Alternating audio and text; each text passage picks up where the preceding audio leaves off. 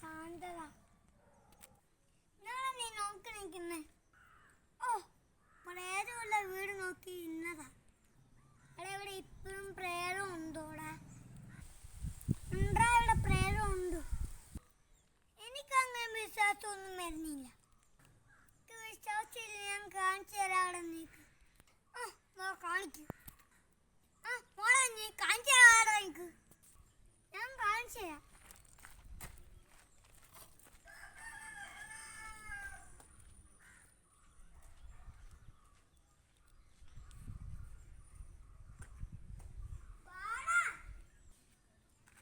എനിക്ക് പേടിയാ. നീയല്ലേ പ്രേതത്തെ കാണുന്നു പറഞ്ഞ? പ്രേതം ഇല്ലെങ്കിൽ ഇങ്ങുവാ.